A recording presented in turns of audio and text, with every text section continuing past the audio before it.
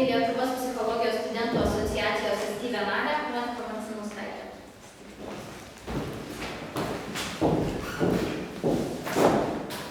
Labą dieną, tai kaip ir minėjau, mano vardas Monika Marcinauskaitė ir šios dienos mano tema yra savitaiga.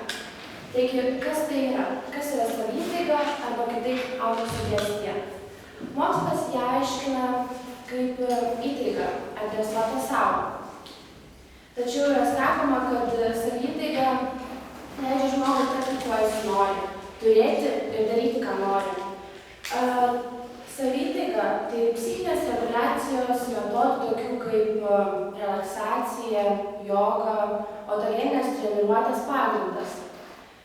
Ji turi tam tikras formulės, kurias reikia kartoti pusbalsiu ir dažnai, žinoma, tikėdama tuo.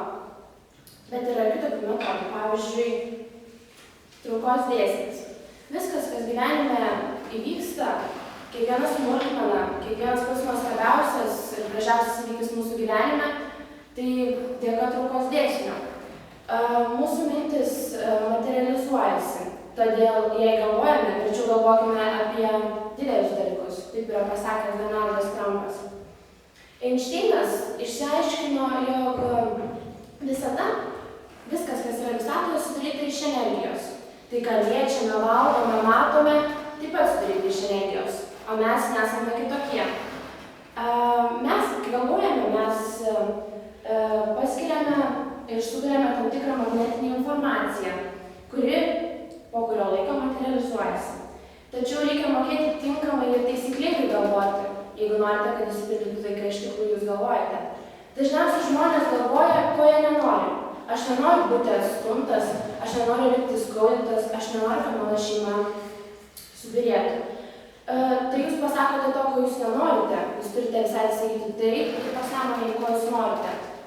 Aš noriu turėti tvirtą ir stiprią šeimą, aš noriu susirasti gerą darbą, aš turiu savo svajonių automobilį. Taip pat yra ir kitų būdų, tokių kaip vizualizacija. Paprasčiausias pavyzdys, kurį matytume į Lietuvoje, tai Lietuvos olimpinė čempionė Laura Asadauskaitė.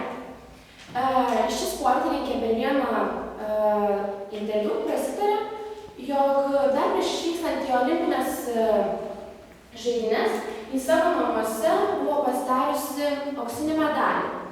Klausydavosi Lietuvos himno ir įsivaizduodavo, kaip stovi ant pakylos, kuomet kyla Lietuvos vėliava. Tose olimpinėse varžybose ji užėmė pirmąją vietą ir atvežė Lietuvai auksą. Taip pat dar yra vienas kitas metodas, tai mūsų vaizdinių lenta, arba kitaip vaizdinių koliažas. Tai gana paprastas metodas, kurį gali pasidaryti kiekvienas. Galite lentoje suklijuoti arba nupiešti savo didžiausias svajones, troškimus ir kiekvieną dieną matydamas tai, jūsų pasąmonė ateis geros mintis ir jūsų troškimai vieną dieną tikrai išsipildys. Tiesiog reikia nepamiršti, kad dideliems troškimams reikia daugiau laiko nei mažesniems. Pabaigoje norėčiau pasakyti, kad savitaiga turėtų tapti tam tikrų įpročių, o ne vienkartinių veiksnių. Vis dėlto, kas blogiausia atsitiks, jeigu jums kas nors nesipildys, ogi nieko. Galite bandyti dar kartą, mėginkite ir svarbiausia, tikėkite to, ką darote. Nes kas gali vykti geriausio? Tai išsipildys jūsų svajonės, nes jūs drįstate svajoti. Savitaigos galia slypi būtent jums.